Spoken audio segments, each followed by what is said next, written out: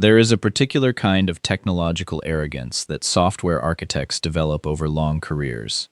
The belief that the right system, properly designed and correctly implemented, makes physical presence unnecessary.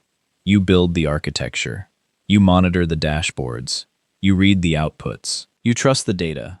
I built my entire professional identity around this principle, and it served me well for 26 years in enterprise software. Teams in 4 countries. Clients on 3 continents. I had never needed to be in the same room as the people I managed, or the problems I was solving. Remote was not a compromise for me. It was a methodology. It was the methodology. The Bangkok Condo proved, in the most expensive possible way, that I had confused a professional methodology with a universal principle. Let me tell you what the dashboards didn't tell me. For 23 months, between October 2021 and August 2023, my 2-bedroom condo on Sukhumvit Soi 21 in the Asok area of Bangkok was generating approximately 85,000 baht per month in rental income across 6 simultaneous short-term booking platform listings. In British pounds, at the average exchange rate across that period, that is approximately £2,000 per month. Over 23 months, that is £46,000 in rental income generated by my property. I received none of it. Every baht of it went into a Thai bank account belonging to a woman named Achara, who had described herself to me as my property manager, and who had, within the first week after my first visit ended, listed my empty Bangkok apartment across Airbnb, Booking.com, Agoda, and 3 Thai domestic booking platforms, under a listing she created with photographs she took of my furniture, my view, and my crockery, while I was on a Qatar Airways flight back to Heathrow. I was simultaneously paying the condo's management fees, utilities, and building maintenance contributions, approximately 12,000 baht per month, for the entire 23 months. So the accurate financial statement is, she earned £46,000 from my property, while I paid £6,600 in running costs that should have been covered by the rental income that was going into her account instead of mine. Total extraction, approximately £52,600. Not a catastrophic sum by some standards. But that is not the number that matters. The number that matters is the principle. And the principle was that I had built a career on monitoring systems that could detect anomalies.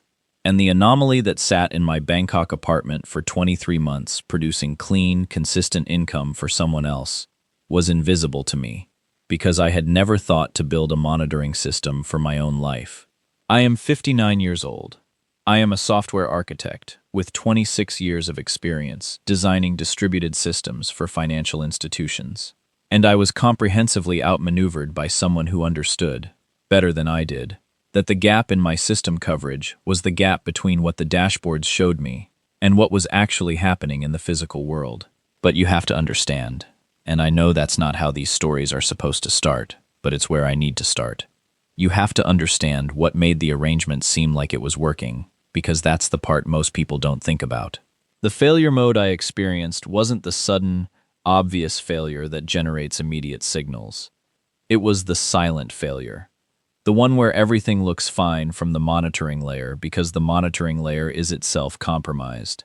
In systems architecture, we call this a metrics poisoning attack. Someone corrupts the data that your monitoring system relies on, and your monitoring system then confidently tells you that everything is nominal when the underlying reality has diverged completely. I knew about this class of failure in software systems. I had designed defenses against it for clients. I had not applied the concept to my personal life in Bangkok. I went to Bangkok for the first time in February 2021.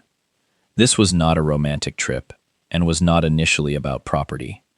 I had been working remotely since well before the pandemic, and Bangkok had been on my list of cities to evaluate for the digital nomad lifestyle that I had been transitioning toward, as my consultancy work became more location independent. The city's infrastructure for remote workers was excellent. Fast internet, good co-working spaces, a cost of living that made the London equivalent feel punitive, and a time zone that gave me a productive overlap with both European and Southeast Asian clients. I was 57, recently out of a long relationship that had ended without drama and without a clear replacement.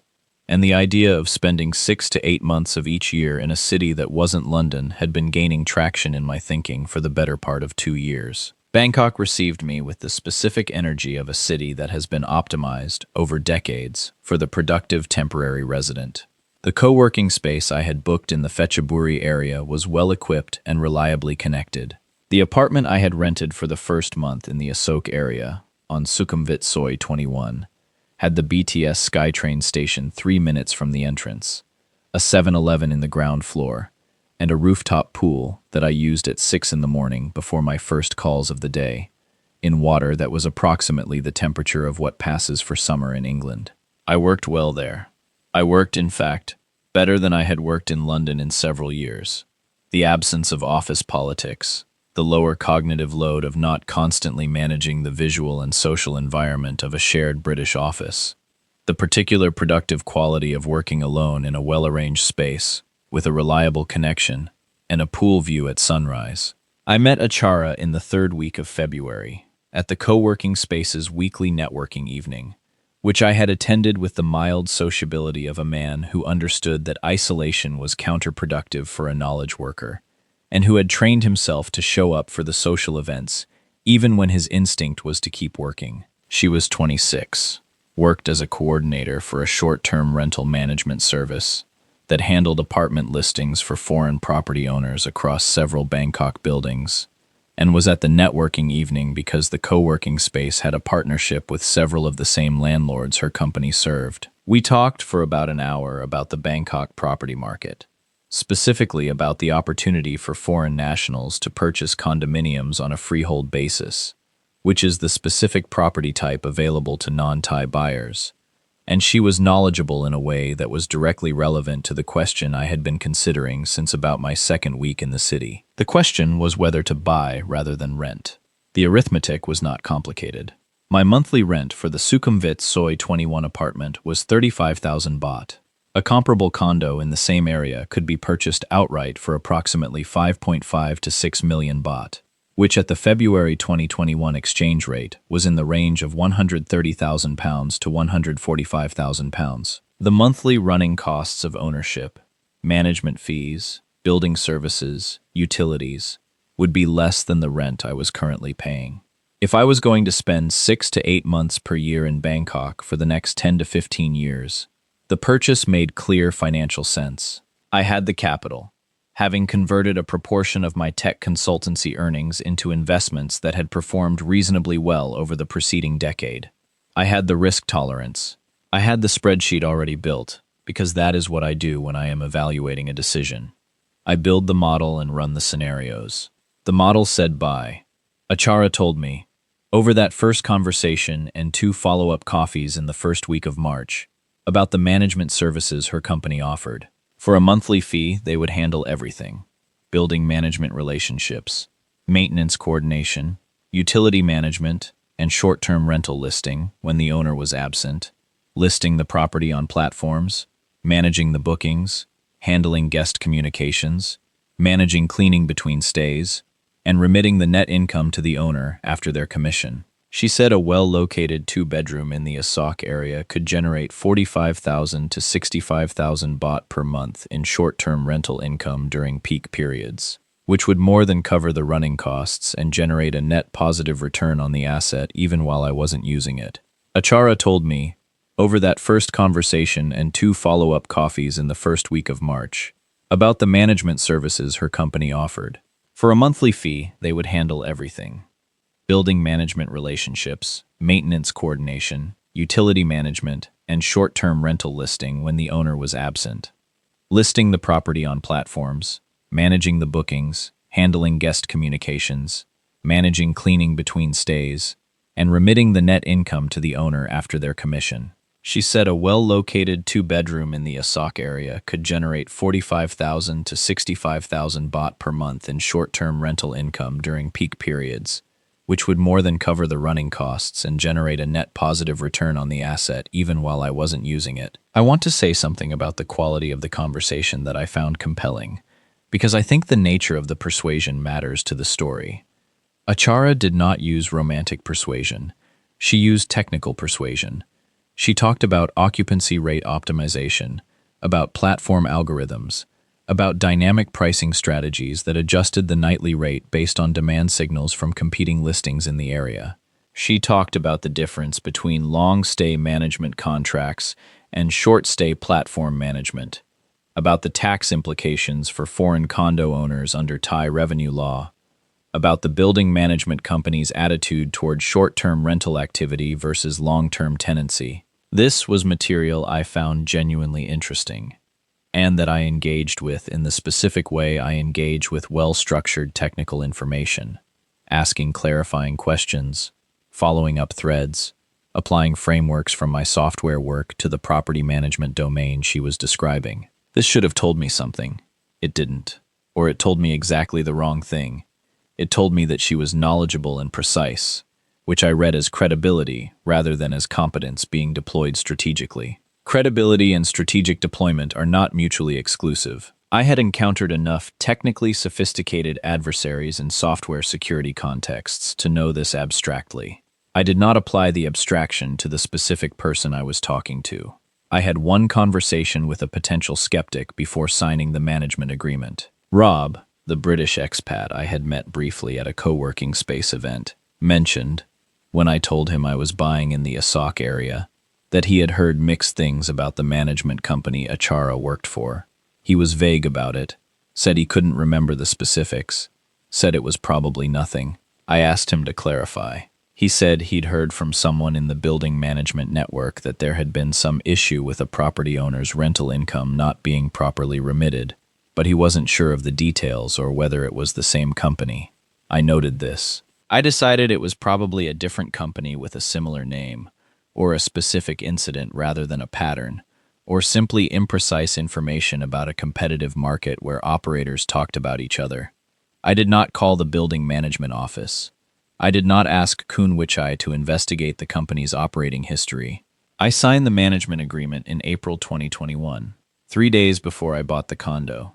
Of all the things I failed to do in this story, the failure to follow up on Rob's comment is the one I find most difficult to excuse. It would have taken one phone call. The building management office knew the short-term rental operators in the building. One phone call would have told me whether there were concerns about the company. I did not make that call because I had already decided to sign, and asking questions whose answers might disrupt the decision I had already made felt counterproductive. This is not analytical thinking. This is motivated reasoning, wearing the clothes of analytical thinking. I know the difference. I should have been able to tell them apart at the time. I purchased a 2-bedroom condo on the 14th floor of a building on Sukhumvit Soi 21 in April 2021. 5.8 million baht. At the exchange rate in April, that was approximately 137,000 pounds. The purchase was freehold, properly documented, registered at the land department in my name as a foreign national condominium holder, reviewed by a bilingual property solicitor in Bangkok. The title was clean. The building was well managed. The unit had been renovated 18 months earlier and was in good condition. I signed the management agreement with Achara's company, the management agreement that I had not had separately reviewed by an independent attorney because it was a standard property management contract, and I am a software architect who reads standard contracts the way I read license agreements, which is to say, with the efficiency of someone who has decided that the terms are conventional and that the risk is manageable. I flew back to London in late April. The arrangement was that Achara's company would manage the property, that I would receive monthly reports and income remittances, and that I would return to use the property for 4 periods annually of approximately 3 to 4 weeks each. I had my dashboards, I had my reports. I had the management fee structure and the income projection and the return model. Everything was in order. The system was in place. I should also tell you that the relationship between Achara and me had become personal by June 2021, during my second visit. She was 26 and I was 57, and the gap is visible to anyone looking at it from the outside. I want to say plainly that this was not primarily romantic in the way that people expect these stories to be. It was primarily conversational and intellectual, grounded in the technical domain we had shared interest in, and that quality of genuine intellectual engagement was something I had been missing. The personal dimension of our relationship was real, in the way that things can be real and also be deployed strategically. And the coexistence of those two things is the part that I still find genuinely difficult to fully resolve in my own account of what happened. What happened within the first week of my departure is something I have reconstructed in considerable detail since, because reconstruction is what software architects do when a system has failed. You go back to the logs, you trace the event sequence, you identify the point at which the actual execution diverged from the design specification. The divergence happened within days.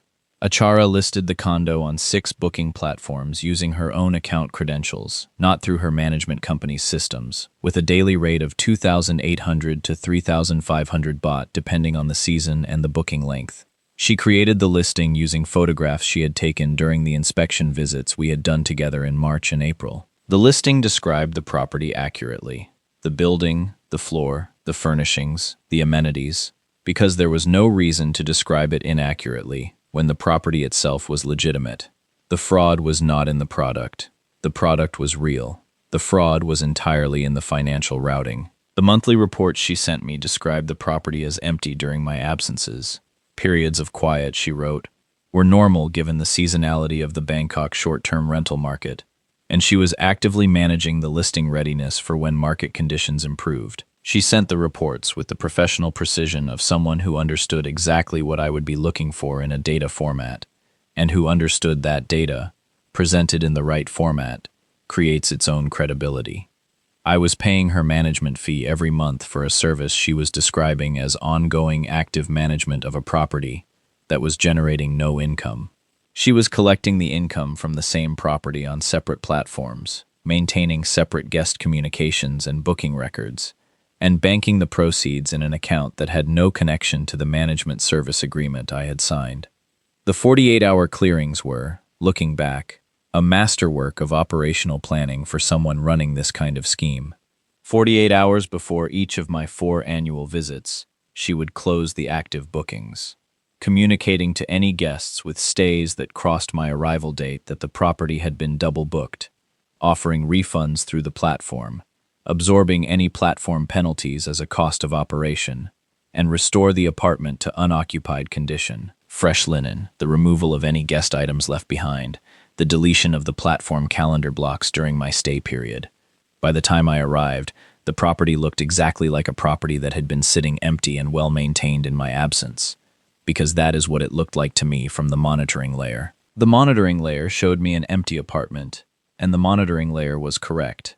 The apartment was empty when I looked at it. It had been occupied by paying guests for the preceding 23 months, but that occupancy had been cleared 48 hours before I arrived, and I had no way to see it. I want to describe the 4 annual visits across 2021, 2022, and the first part of 2023, because I think the texture of those visits matters. They were, without exception, exactly what I had planned for them to be. The apartment was always in good condition. The building management team were always courteous. The co-working space partnerships I had maintained allowed me to work productively during those periods. Achara was present, not permanently, not every day, but available, responsive, there for the management-related conversations that arose. Looking back, her presence during my visits had a specific quality that I now understand was calculated: attentive without being hovering, knowledgeable without seeming to know too much, relaxed without seeming too comfortable. She was managing her presentation to me the same way she was managing the platform listings, with the professional precision of someone who had built a system and was maintaining it. The relationship between Achara and me had become personal by June 2021, during my second visit. I want to say this plainly because it is part of the story, and pretending it isn't would make the rest of the story less comprehensible. She was 26, I was 57. I was a man who had been working remotely and living somewhat in isolation for most of the preceding 2 years, and who had found, in Bangkok, both a productive working environment and a level of social connection that had been absent from his London life in ways he had not fully acknowledged. The relationship had a quality of genuine intellectual engagement. She was curious and precise, and asked good questions about the technical work in a way that didn't feel performative. and I found that engaging in the way that people find genuine intellectual curiosity engaging, especially when they haven't had much of it recently. I realize now that the intellectual engagement was also part of the system design. She was a short-term rental platform coordinator. She understood, better than most people I had met, the architecture of multi-platform listing management, the pricing algorithms of the booking sites, the operational logistics of managing guest transitions at scale. These were systems-adjacent topics. Of course I found them interesting. Of course I talked to her about them with the enthusiasm of someone encountering competence in a domain adjacent to their own. The fact that I found these conversations engaging was, from her perspective, useful information about how to maintain my interest and trust across the months when I was not physically present. There were things I noticed and did not act on in the months of 2022. My building management app, the resident communication tool that the condo's management office used to send notices to all unit owners, sent me 3 notifications across the year that mentioned maintenance access to units and elevator scheduling for heavy items. Each notification listed unit numbers, and my unit number appeared in 2 of them. I read these as routine building maintenance notifications. They were, in fact, the building management coordinating access for guest luggage movements. The building management team were not complicit in what Achara was doing. They were simply managing the building's facilities in response to the access requests her system was generating. But the notifications were visible to me in the resident app, and I read them as routine and did not follow up. In March 2022, my colleague Priya in London, who knew I had bought the Bangkok apartment and who was the kind of person who randomly searches for things because she has the internet-native habit of looking things up as they occur to her, sent me a screenshot of a WhatsApp message with the note, "Is this your place?" The screenshot showed what appeared to be a forwarded message about a Bangkok apartment listing, but it was a low-resolution screenshot of a screenshot, and the address was not legible. And when I asked her where she'd found it, she said she wasn't sure. A group message from someone she barely knew. It probably wasn't mine. I looked at what I could see of the image and concluded it wasn't my building. I did not look more carefully. I did not ask Priya to find the original message. I moved on. In September 2022, I received a notification through my building's resident portal that the management company had submitted a request to register a new access card for Unit 1404. My unit was 1407. I read this as a different unit's management access and dismissed it. In hindsight, I think this may have been an administrative overlap in the building's access system, or Achara managing an access card that should have been for a different listing. I have not been able to reconstruct the specific incident clearly. What I know is that I noted it and did not act on it. In November 2022, I received a comment on a Thai social media post about the Asok area that I cannot now fully reconstruct, but that, at the time, I read as a mistaken contact and dismissed. Looking back, I think it may have been a past guest who had found my identity through the property's building name and was attempting to contact the owner directly. I did not read it that way. I closed the notification. In February 2023, during my second visit of that year, I noticed that the bathroom had a particular wear pattern on the tiles near the shower. Not damage, just the specific kind of wear that comes from heavier than expected use across a shorter than expected time period. I have a background in infrastructure, and infrastructure wear patterns are something I read without consciously registering that I'm reading them. I noted it and attributed it to the quality of the renovation materials. I did not connect it to occupancy. The renovation had been 18 months old when I purchased. The tiles had been used, across the 18 months since my purchase, by approximately 43 short-stay groups, based on what the booking history later showed. I did not think about this. The tile wear was data. I did not process it as data about occupancy. I processed it as data about renovation quality. And then, in July 2023, something happened that I could not reclassify. I had arrived in Bangkok on a Wednesday evening in July, for my third visit of that year. I had been making 4 visits annually and had shifted the schedule slightly to accommodate a client deadline. Achara had been notified 48 hours earlier. The clearance operation ran as it always ran. The apartment was empty and well prepared when I arrived at approximately 9 o'clock in the evening, jet-lagged from the Heathrow connection, carrying the specific London tiredness that always took 2 days in Bangkok to resolve. On Thursday morning, I went to the building's ground floor coffee kiosk, which was a habit I had maintained across all my visits. The same kiosk, the same woman running it, the same conversation about how the building had been quiet. On this Thursday morning, the woman at the kiosk said something to me that she had never said before.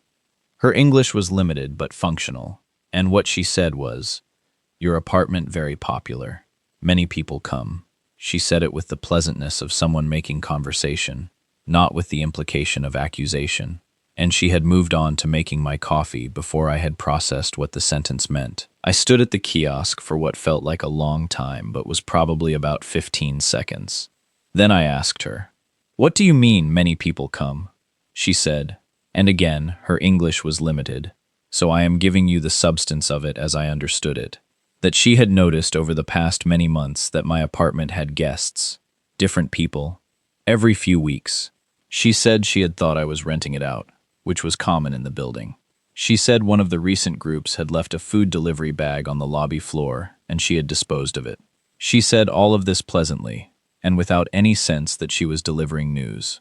To her, it was simply a thing she had noticed about the building's occupancy patterns. I took my coffee and went back to the lift and stood in the lobby for a moment. I was wearing, I remember this precisely, the gray linen shirt I had bought at the airport in February because I had forgotten to pack enough for the Bangkok heat, and which I had then left in the apartment for subsequent visits, because it seemed sensible to have clothes there rather than always packing them. I stood in the lobby in the gray linen shirt, and I did something I had not done for the 26 months since I had taken ownership of the apartment. I opened the booking platforms on my phone and searched for 2-bedroom condos in the Sukhumvit Soi 21 area on the dates of my previous visits. The listing appeared on Agoda within 30 seconds of the search. 14 floor, 2 bedrooms, the view from my window in the hero photograph. 11 reviews averaging 4.7 stars. The most recent review, from 5 weeks earlier, great location, comfortable apartment, host very responsive. I sat down on the lobby bench. I looked at the reviews. There were 11 of them, and I read all 11, and each one described my apartment with a specificity that was possible only if the reviewer had been physically present in it. The bathroom with the rainfall shower I had specified in the renovation budget negotiation. The kitchen equipment that I had selected from a central department store list. The view of the BTS viaduct that I had, at the time of purchase, considered a minor drawback and had subsequently come to find interesting from a systems watching perspective in the early mornings. All of it accurately described by 11 people who had stayed in my property across, I checked the dates, an 18-month period. I counted back. The oldest review had been posted in February 2022, which was 4 months after I had first handed Achara the key. I did not feel panicked. I want to be clear about this because I think it's important for understanding what happened next. What I felt was a very specific and very cold clarity, the kind that software architects feel when a system failure is finally visible and interpretable. I had the data. The data was now coherent. I could see the shape of what had happened. I could reverse engineer the timeline, the revenue model, the operational logistics of the clearings. I could, and did, within the next 90 minutes in my apartment with my laptop open and 3 booking platform searches running simultaneously, build a complete picture of what the operation had looked like from the outside. The complete picture. Achara had listed the property across 6 platforms, had been running it as a short-term rental, had maintained the listing for approximately 23 months from May 2021 to the present, had generated approximately 85,000 baht per month in income across a calendar that was approximately 80% occupied, and had been clearing the apartment 48 hours before each of my 4 annual visits with sufficient precision that the operational traces were invisible to me during my stays. The total rental income she had collected on the operation, approximately 1.95 million baht. At the average exchange rate across that period, approximately 46,200 pounds. The total running costs I had paid during the same period, approximately 276,000 baht, approximately 6,500 pounds. Net value extracted from my property, approximately 52,700 pounds. I called Achara. She answered on the second ring. I said, I found the Agoda listing. There was a pause of approximately 3 seconds. Then she said, I can explain. I said, please do. What she said, and I want to reproduce this as accurately as I can because I think the specifics of the explanation are instructive, was that she had listed the property because she had believed, based on the management agreement, that she had authority to generate income from the property during my absences and to retain a management commission from that income. She said the income she had retained was her commission, not theft. She said the management agreement language was, in her reading, ambiguous about whether income from short-term rental listings would be remitted to me or retained by the management service as operating revenue. She said she had not hidden the listings. They were publicly visible, and I could have found them at any time. I said, you sent me monthly reports telling me the property was vacant. She was quiet for a moment. Then she said, the reports described the management activity. The rental activity was a separate operational stream. I said, you cleared the apartment before each of my visits. She said, that was standard property preparation. I said, you cleared it of paying guests. She was quiet again. Then she said, the guests had completed their bookings. I have to tell you that this conversation, the specific precision of her responses, the way each answer was technically defensible in isolation while being collectively evasive in aggregate, was the most impressive piece of professional self-control I have encountered in 26 years of dealing with people who have done things they need to account for. She had, I realized listening to her, been thinking through the answer to exactly this conversation for the entire 23 months she had been running the operation. The explanation was prepared. She had a defensible position ready. She had calculated, correctly, that the management agreement language was sufficiently ambiguous in the relevant clauses to make a clear legal determination difficult. Kun Wichai, the Bangkok property attorney I engaged the following morning, confirmed this assessment when I sat down with him at his office on Ratchadaphisek Road on Friday afternoon. The management agreement I had signed was a standard short-term rental management contract, and it did contain language about the manager's right to generate income from the property and to retain a commission. The language about income remittance to the owner was less explicit than it should have been, and a Thai court would need to interpret the intent of the agreement in the context of the conflicting provisions. Kun Wichai said the case was arguable but not straightforward, that a civil claim would take 12 to 18 months to progress, and that the practical recovery, given the amounts involved and the cost of Thai civil litigation, was not obviously favorable. I sat with this for a week. Rob, a British expat I had met through the co-working space network who had been in Bangkok for 4 years, and who had navigated his own property situation in the city with considerably more caution than I had applied to mine, had lunch with me on the Saturday. He listened to the whole account and then said, not unkindly, you built a system that had no censor on the one thing that mattered, the platform listings. He was right. I had monitoring on the bank transfers. I had monitoring on the utility bills. I had the management reports in the expected format.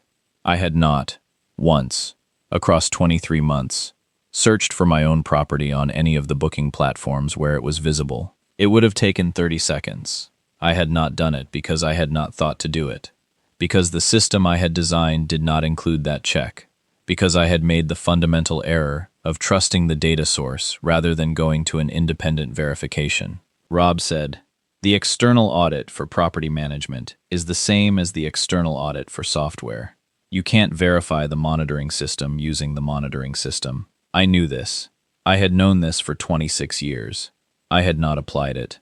This is the thing that I carry now, not the 52,700 pounds.